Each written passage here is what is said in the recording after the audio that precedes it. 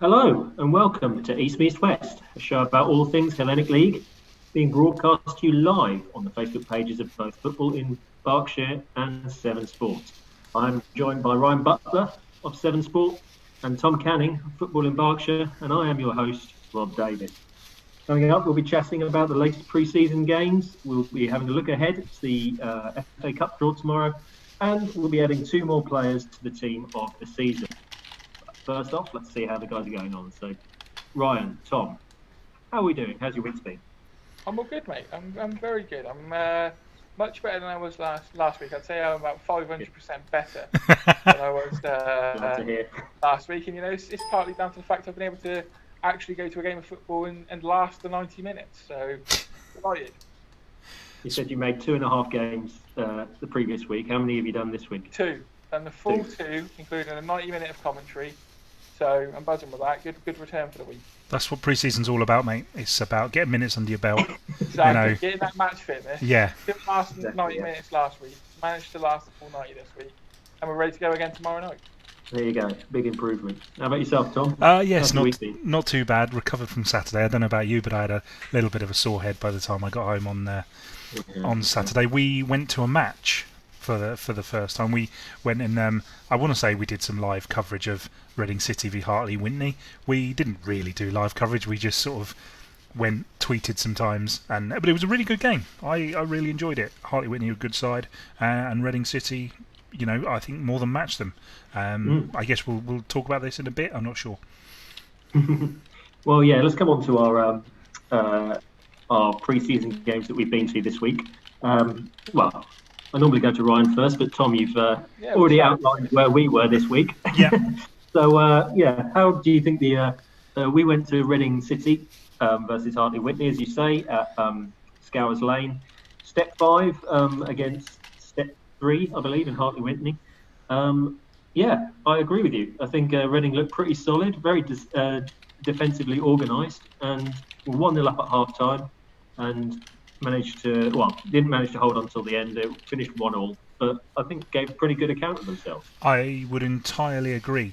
I think we were a little bit our position on the sideline was not quite it wasn't an ideal view, but we had a view nonetheless. We certainly saw the defending end and then the striking end in the second half, and certainly in the first half, Hartley Whitney had a number of good chances, but both defensively with the centre backs. I think it was Alfie Grant and Josh Blackwood, both very, very solid in there. But also our goalkeeper of the season, Charlie York, was in excellent form as well, which was obviously great to see when you've just done a vote to put him in there. Justifying his place in the side. Yeah. I think we, Rob, a couple of times we were in a great position for the goal, because we sort of saw it almost at the diagonal, the ball through over to the left, and then I don't think we quite figured out who scored it, which is absolutely dreadful. But we were just, I think we got a little bit caught up in the emotion of actually being at a live football match, and so the note taking wasn't quite as furious as perhaps it could have been. But no, I just thought overall Reading City were they looked really strong. I guess the big question is, I think, are they going to be able to score enough goals? Are they going to be able to score enough goals to challenge the top 3, which I think we probably all agree at the moment is going to be a bit of as you were, Westfields, Binfield, Fairford, in terms of, and it's for the other teams to break into that, so it'll be interesting to see. I thought they got a lad up front now called Brad Farron, who I think not the season just gone, the previous season scored 44 goals in 22 games for Maidenhead United in the Ally Counties Youth League, and I realise it's a bit of a different level of football, and it's a bit of a step up to men's football. But they've got him, they've got Kai Stubbs, they've got a couple of other lads. If they can score the goals, I think the defence will push them over the line. So we'll see. Obviously, it's only one pre-season game for us, but we'll see. Yeah, I think they'll be aiming for certainly top half, maybe top 8, top 7 sort of thing. I think that would be a good season for them if they can achieve that. They seem to be progressing off the field as well, like you say. Development's happening there all the time. So I think they seem to be a club who seems generally moving in the right direction. I feel like perhaps I'm repeating stuff we already spoke about on Saturday, but just the car park itself being flat. I think we how was that? It was just walking along a flat surface. But non-league clubs have to work hard for every single person they get in the door. And if you walk in somewhere and it's all right, I mean, there's nothing they can do about the approach to the ground. That is what it is. You go through an old railway tunnel and it's a bit of a mess, and there's nothing they can do. What they can do is the best they can with the space they've got, and they've got a lot of space. And really, I think they've done a fantastic job this summer. It's clear, they've thought things through. As I say, the car park, because there's nothing going to put you off going somewhere. If the first time you go there, it's been raining all week, you get out of the car and immediately your foot goes straight in a deep puddle. Well, that's not going to happen. That's not going to happen. And these first impressions count. And I think as I say, these clubs have to work incredibly hard to get people through the door. So it's nice. There's a bit of a pleasant surrounding when they get there. So yeah, fair play to them. They seem to be, like I say, making the right moves, and they've spent their lockdown period well by sprucing up. We're going to be talking about they've spent their lockdown well. I think we'll be talking about that for a few weeks as we go around the clubs. Yeah. They're going to be delighted, aren't they? to hear us talk about how they've spent their lockdown period. Yep. Yeah. So where did you go this week, Ryan? And how are the games you saw? So on Tuesday we did Slimbridge versus Yate, which is Severn League Division 1 South, at home to Severn Prem. In the end, Yate won 4-1. We're quite confident and competent with everything they did. And Slimbridge, to be fair to them, they grew into the game. From going 1-0 down, Yate were in complete control at the time. But Slimbridge, credit to them, they did come back into it, and it was a pretty entertaining game of football, and quite an even 4-1 defeat, if that's even possible. Slimbridge in the second half, as I said, they managed to carve out chances, stretch the defence a bit more, and yeah, it was a good game. And on Saturday we did, on Thursday night, I actually did 3 games this week. I completely missed out a game there. Went to Tuffley Rovers versus Borton Rovers, which is Hellenic Prem versus Hellenic Div 1 West. 7-3 as well, and there's a hell of a game to completely miss out, a 10-goal thriller on Thursday night. That's bad though, I've done that. Maybe my memory's going with a bit of old age there, but yeah, 10 goals, cracking game of football on a Thursday night. Could have been stuck at home doing nothing, but got treated to goal crazy game of football. And then Saturday saw Fairford again for the second time this pre-season. They played Brockworth Albion, who are 3 divisions below the Hellenic Prem. It was a good solid game of football, good competitive game of football. On paper, people would think Fairford should walk this and score a few goals when they do it. But at the same time, they're against a side in Brockworth who kept their shape well, defended well, and I was very impressed with them for a lower league outfit, so to speak. They only lost 2-0, and Fairford just couldn't break them down for long periods. But that's the kind of game that I think will put Fairford in good stead for the season. To know that a game that, because we've seen Fairford up this way a couple of times in the last few years, where games they're expected to win, they struggle just to get that breakthrough and then control the tempo of the game. Whereas on Saturday they did that. They scored the opening goal, controlled it from there on in, and ultimately got the second, killed the game. And I think in reality that was the kind of game that Fairford needed, not just walk it 6 or 7-0, which people would have probably expected them to do. So they've had a couple of games like that this pre-season, which is good for them. You were saying last week how Fairford were perhaps struggling to break teams down. You said, as you've mentioned, this is the second time you've seen them in pre-season. Was it be fair to say that was the same thing again, or was it more down to the stubbornness of their opposition? It's more down to the stubbornness of the defence. As I said, the first game we saw Fairford against Cirencester Town, they created very little. Yeah. It was chalk and cheese to that. Fairford created stuff. They used their corners well. Their set pieces as a whole were much better. And if it wasn't for the Brockworth keeper, it could have easily been 4 or 5-0. Especially as the second half wore on, and then obviously players got a bit tired. So I think the fact that they created more chances and actually looked like scoring a goal for long periods of the game is the most important thing, really. Good. So, as you say, we're back at games in a reporting capacity. Just to underline that, unfortunately, we're still not allowed into the stadium as in a sporting capacity. There's been a few more statements this week. The FA have made a statement, a very short statement, regarding the getting fans back into the stadiums, and there seems to be some, at least, proposals submitted to the DCMS, which is the Digital Culture and Media and Sport department. Get that right? Sorry? No, you absolutely butchered that. That was amazing. Did I? Yeah. Digital Culture, Media and Sport. That's right. So I think it's the DCMS. It's the Department for Culture, Media and Sport, but it's the Department for Digital Culture, Media and Sport. Mate. Oh, no, we don't care. It doesn't matter. Yeah, but anyway, they're back there now. So yeah, they've apparently the FA have submitted 3 proposals so far regarding the return of fans, but we're still waiting to hear anything.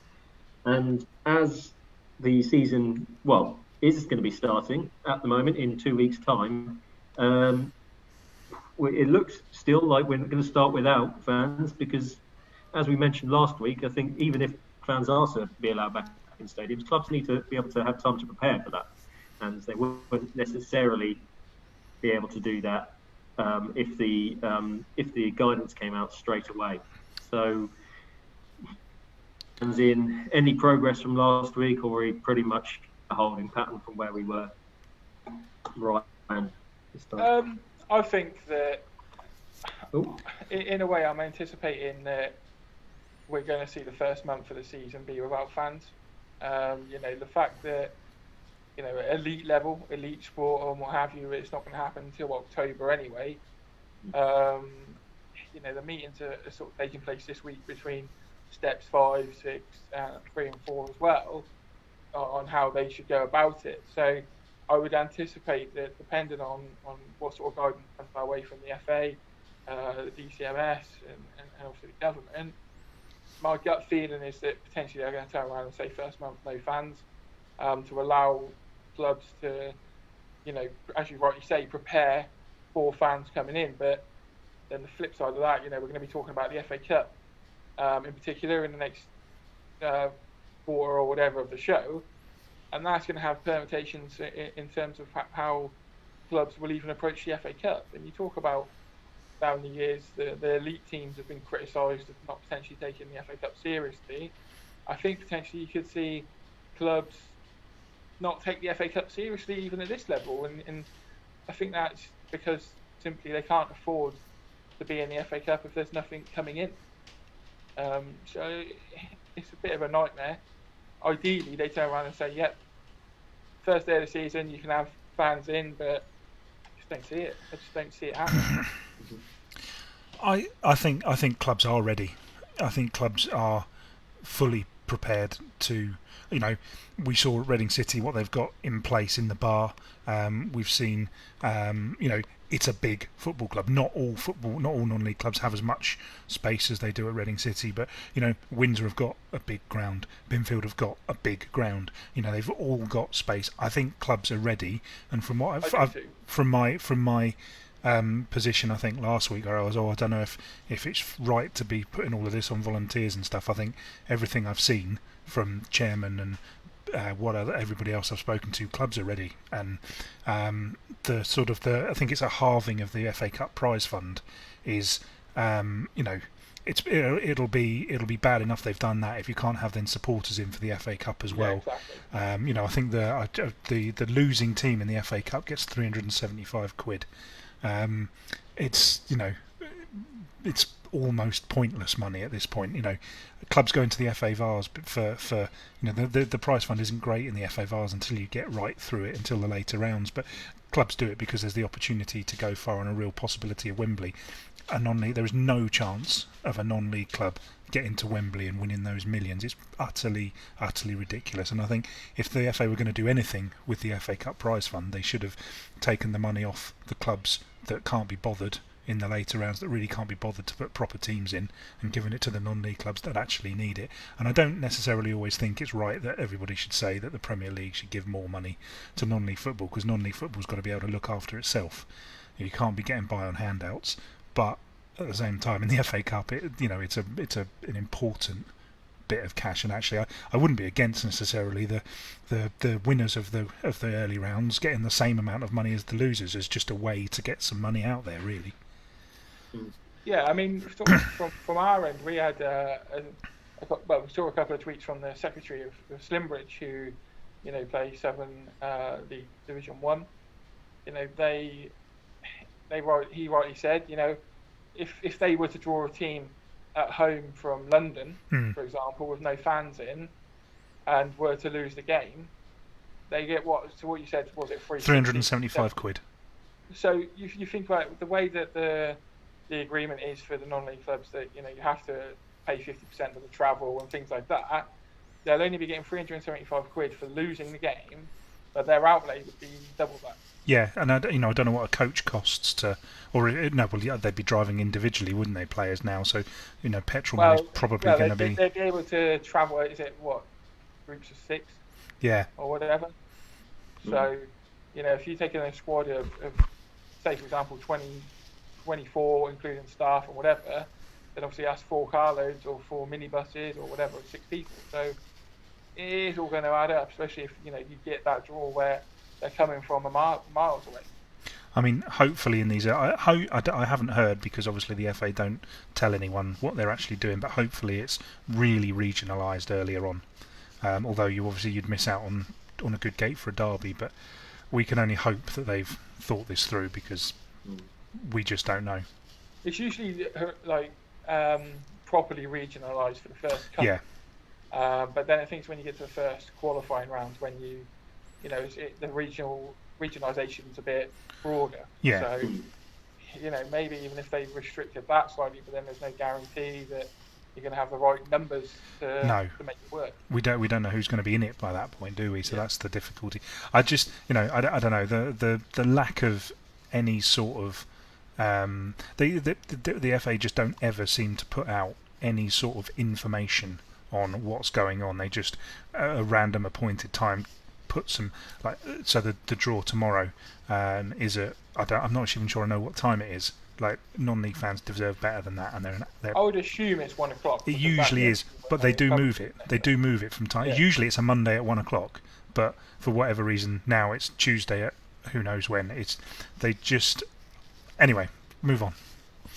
Look at him. Look at how emotional he's getting.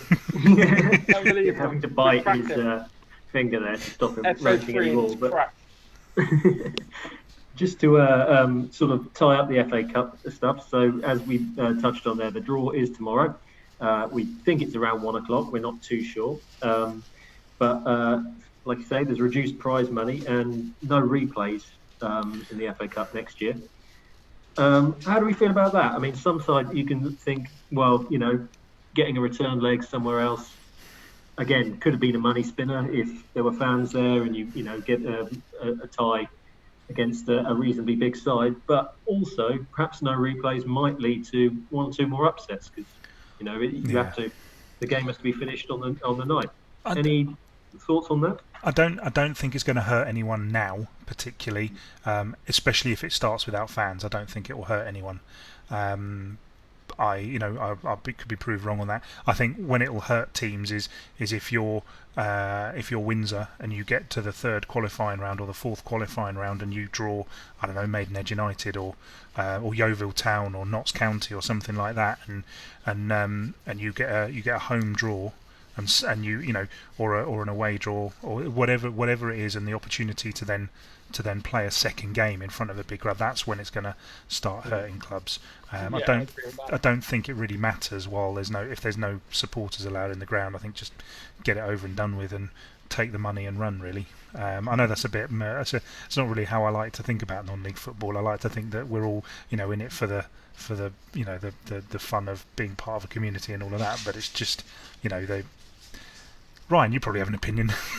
Yeah, I mean, for me, I agree with what you're saying completely. I think that in the early couple of rounds, even with fans, if you turn around and say, all right, the first week of the FA Cup, that first FA Cup game, you're allowed fans in. If there's no replays there, I don't think it's going to have too much of a bearing because it's going to be so regionalised as it is. So, a couple of years ago, we went to Fairford Long Levens. They went to a replay, and then they met on the Wednesday night. At that sort of point, not having a replay is not at the end of the. But I agree with what you're saying. When you start getting to the Southern Premier, the National League teams coming into it, at that point, the replay can have a hindrance because, as you rightly said, if you're a Hellenic League club, and you potentially can get the carrot of, say, a Hereford out our way coming, away there. They're going to bring a load if you get them at home, and a club with a bar and with everything like that. There's money behind the counter, and there's money coming into the club, and not just that, it enhances the reputation of said club. Yeah.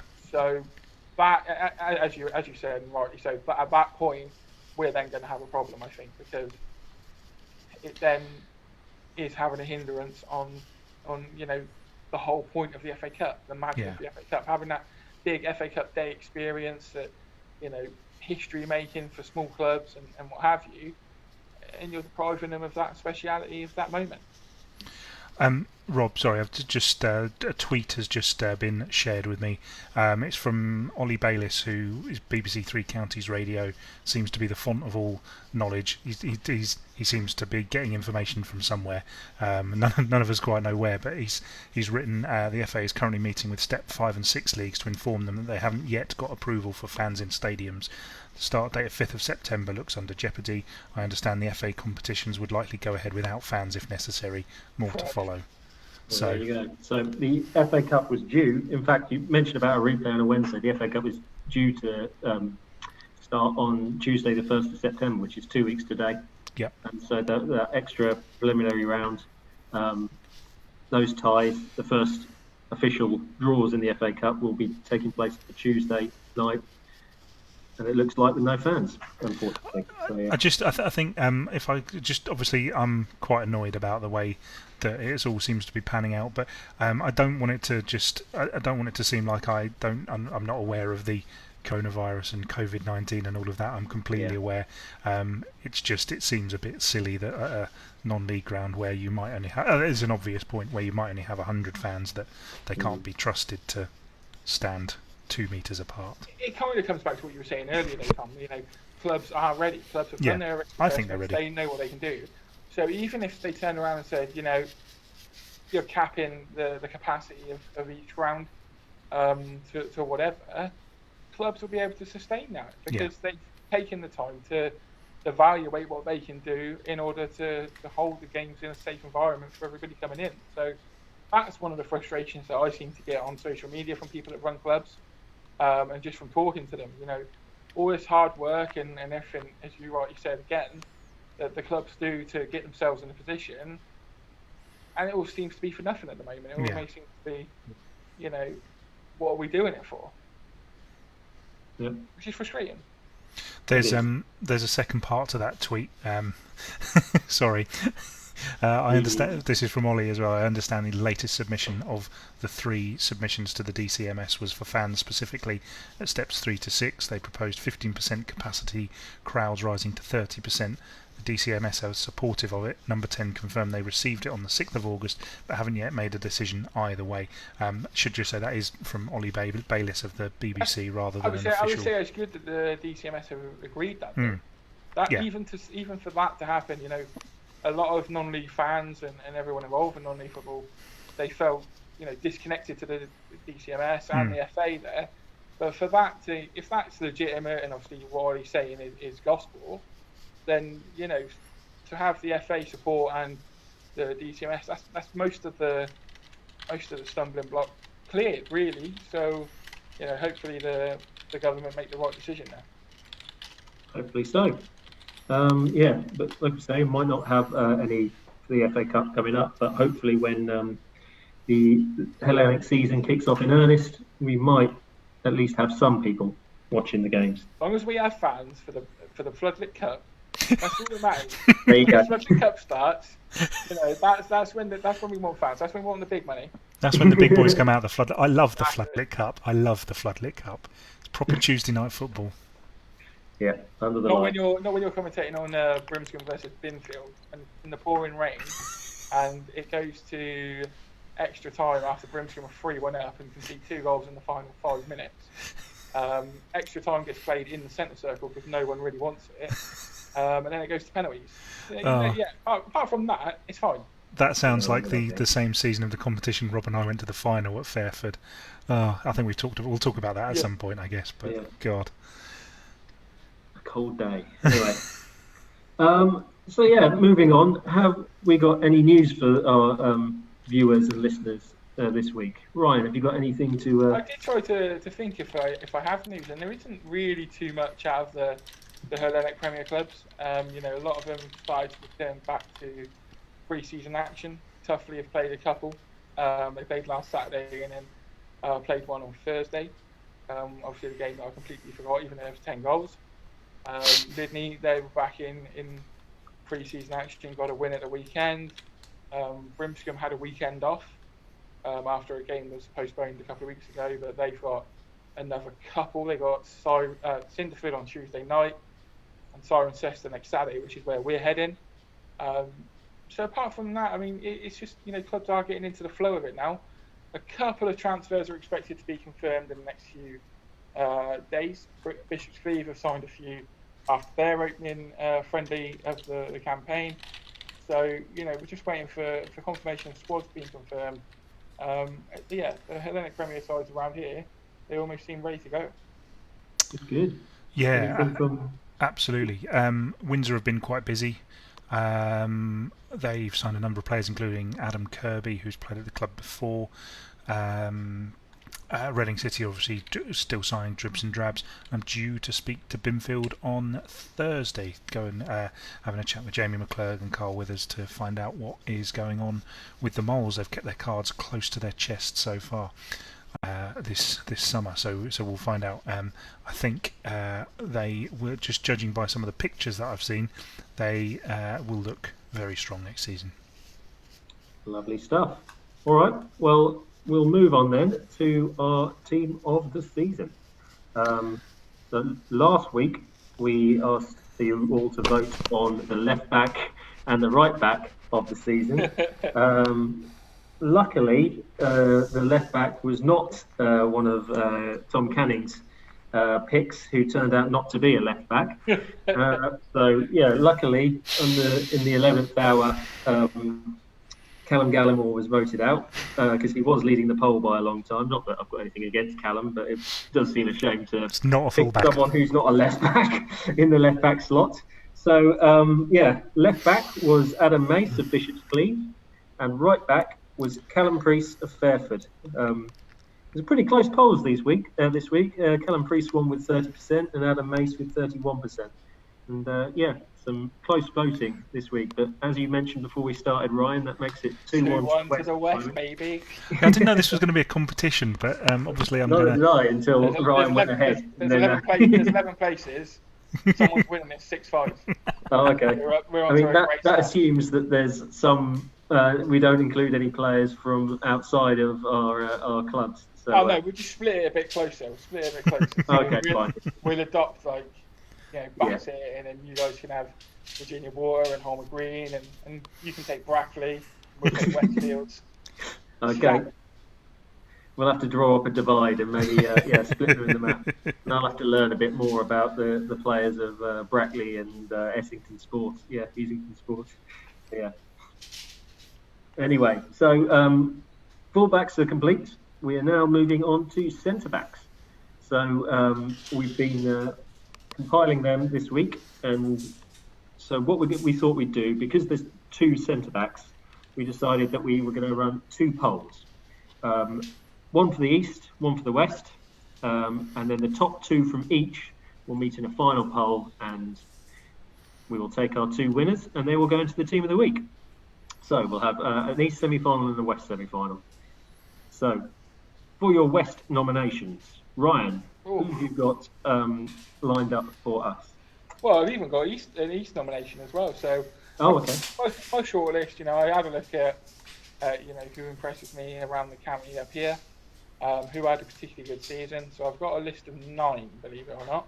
Wow. So I've got enough to fill 2 polls myself. So, first 2 names I put on there: Ollie Long of Long Levens and Macaulay Herbert of Tuffley Rovers. 2 defenders who are still very young and are improving by the year.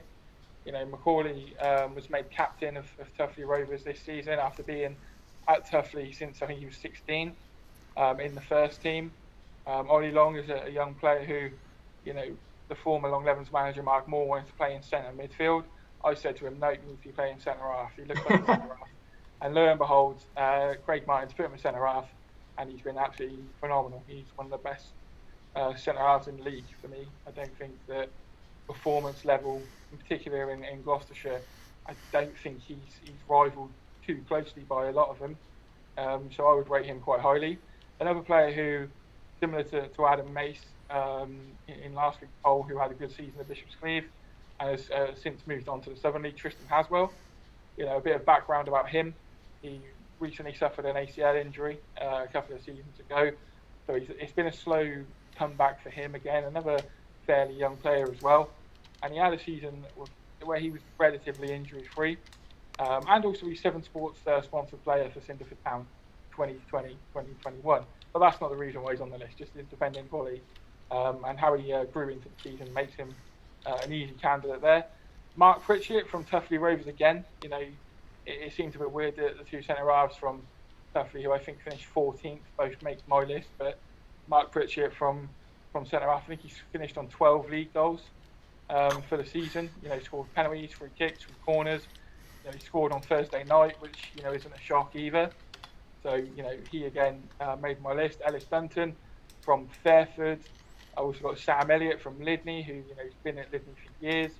Elijah Simpson from Brimscombe, who I think is developing into a wonderful defender and a very good asset for Brimscombe and Thrupp. I know that manager Sam Pryor rates him quite highly, and he'll get better over time.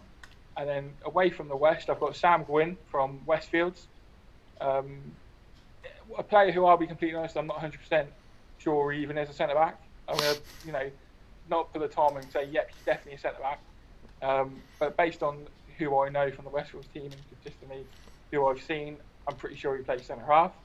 And then one from the East, a man who I've said before I went to school with, and I think he's quality, Josh Blackwood. So I imagine he's on at least one of your lists, let alone potentially 2 of them.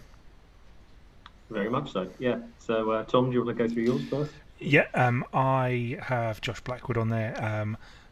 Smashing guy. We spoke to him on our podcast, which is still available on iTunes. Just go and have a look for it. It's I think he stepped up from AFC Aldermaston, step 6 at the start of last season, where I think, if I remember rightly, he'd been playing in midfield. Midfield forward, yeah. Yeah, dropped back in. Oh God! So yes, he dropped into at centre back, and he, again we saw him on Saturday. Looked absolutely solid.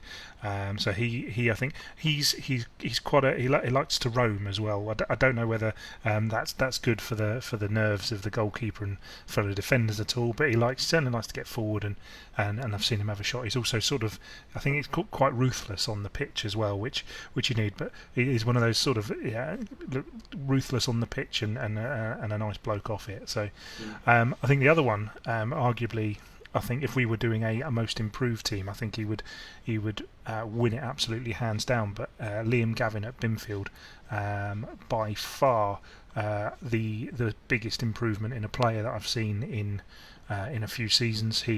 I think he's well commended by all of his fellow centre-back partners, several of whom have won the FA Vars and played at higher levels and stuff.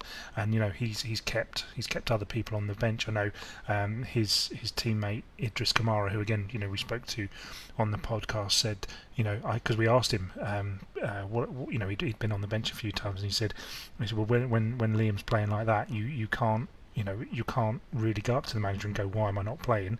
I know my chance will come, but I think Liam won the Player of the Month award at least twice at Binfield last season, and was easily sort of, I don't, as we've talked about before, I clearly don't pay a lot of attention to the defence, but he certainly stood out head and shoulders above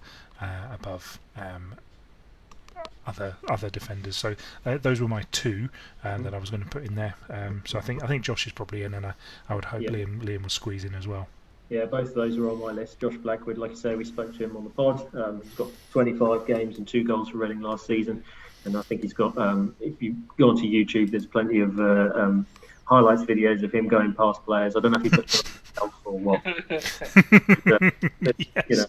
Plenty of highlights from Josh Blackwood that you can check out. And Liam Gavin as well.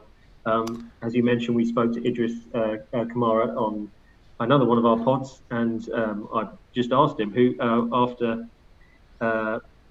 across your whole career in local football, who is your best centre-back partner, and he said Liam Gavin. And so, with a recommendation like that, you can hardly leave him off the list. But 28 games and 2 goals is, a good stat. And then another player who, from a club who hasn't got much love from us so far in the polls, is Luke Appleton, Windsor captain. He again played 32 games for Windsor last season, 3 goals. Captain's aside, and even though Windsor were again sort of in that bracket of teams just below sort of the top 3, another one that might hope to push on next season. I think he's well worth his place. And then finally, I have a bit of a curveball for you. Adam Mills from Virginia Water. Again, the captain of Virginia Water, 22 games for them this season. And from the match reports I've looked through where he was there, he seems to have always been rated pretty highly. So 4 choices for you there. If you don't want to do an East v West semi-finals, then we can mix them up a little bit. But that's cool. we'll have to decide which 8 to put in, so that we can we can have the 2 semis. So you having? They're your 4, are they? I reckon. Happy with that? Yeah. Right. So I'll pick my 4 then. My 4. I'll go Ollie Long, Macaulay Herbert, Tristan Haswell, and I will go with Ellis Dunton from Fairford as well. I think on the whole they're probably the 4. And I've left out Mark Richard there, who scored a lot of goals, so I get a bit of stick for that. But you can't have 2 toughly defenders, can you? In your semi. The youngsters are going to take the poll there for me. I think we're going to go with youthful exuberance to partner Josh Blackwood, who's probably going to win the other one. The social media presence, Yeah, you're all about trying to get those votes. Plus, also, Pritch is a Leeds fan, so he's had enough success already. There you go. Can't be too disappointed. Right, so there are your 8. We'll be putting up 2 separate polls, perhaps one on the Football at Berkshire Twitter page, one on the Severn Sport Twitter page, and the 2 winners from each will meet in the final, and the 2 winners of the final will be in our team of the week, and that will be announced next week. Lovely stuff. Okay, gents. What have we got going on this week? Ryan, you've already mentioned a couple of games you're at, but give us a little reminder, and is there anything else you need to tell us about? Yeah, so I'm at Long Levens versus Slimbridge tomorrow night. It'll be a good game to see a Hellenic Prem side against the Southern League side again. Long Levens have started pre-season quite well. Beating Cirencester, they won away at Broadwell Amateurs, a county league side on Saturday. Beat Wellington from Herefordshire, so they've started quite well. Slimbridge have only had the 1 friendly as it stands, and again they gave a good account of themselves even though they got beat. So it'll be a good game, and one I'm looking forward to. There are a lot of decent games in and around Gloucestershire tomorrow. It's the second Tuesday in a row where I'm looking at the fixtures again. Man, it's a shame that people can't get to these games, because there would be good attendances all around really, with the level of quality games that are being played. Apart from that, myself and Kelsey, as I said, are going to Brimscombe versus Cirencester. At this time, I completely realised, as I've said, that I haven't actually texted Scott from Brimscombe to say Is it cool that we come on Saturday? I'm sure it's fine. We're going on Saturday to Berkshire versus Cirencester, and again, Hellenic Prem versus Severn, and it'll be good to see how they get on. Absolutely, yeah. Tom, anything lined up for you this week? No, not at the moment. No, although I'm just looking at the fixture list we do have. You've got Shearwater v Virginia Water on Tuesday, along with Windsor versus Bracknell. Yeah, that was one I had my eye. A good game. We'll have to get in touch with Windsor and see if you're allowed to go along. And then you've got Reading City Leatherhead on Thursday, and Friday night football, Wokingham and Embrook v Hartley Whitney. So the two orange teams playing. Yeah. It'll be a treat for the eyes. Yes. Hopefully one of them will bring a change kit. Yeah, bring your sunglasses. There's a couple. There's a just it's not Hellenic, but Ascot United v Maidenhead United on Saturday. That's probably that's without combing through these fixtures. That's possibly, I know Ascot aren't Hellenic, but that's probably one of the biggest games locally, I think, in this pre-season. So that'll be Mortimer versus Finch Hampstead again. Not if you like your Step 7 football, that'll be all right. That'll be very good. Good stuff. Right, gents, we got anything more we need to discuss before we sign off? Tom? No, not this week. No. Ryan, anything from you? No, we need to. I think we're on the way to establishing that West is best. We've proven that now. When the two centre halves get the team and we've got a back four, the trusted West back four. So the trouble is the fact you keep having to bring it up. That you keep having to say it. It just says to me, we're in your head. Yeah. We're living in there. It's fighting talk, mate. You got to put it out there. I believe, the fans clearly believe, West is best. And, all right, we'll see. We'll put some effort in this week and see what happens. I do want, from a friend point of view, I'd like to see Josh back within next. I think that he has been very good, and I've even seen him play up front this season. He played up front against Brimscombe, held the ball up well, and was unlucky not to get a goal himself. So I'd like to see Josh in there. Partnering one of our guys, hopefully. Yeah, mind games starting early. Right, very nice, good stuff. Well, okay. If we haven't got any more, then I guess all it is left to say is for us to sign off. Thank you very much for listening. This, as I've said before, was a live broadcast on the over Facebook on the Football in Berkshire Facebook page and the Severn Sport Facebook page. I do believe it's going to be available as a podcast. In the you should be able to just search East meets West on all your podcast apps and find us there. If you like what we said, give us a like and a rating, and ideally 5 stars, because why would you give us anything less? I don't get out of bed for less than 5 stars. Exactly, yeah.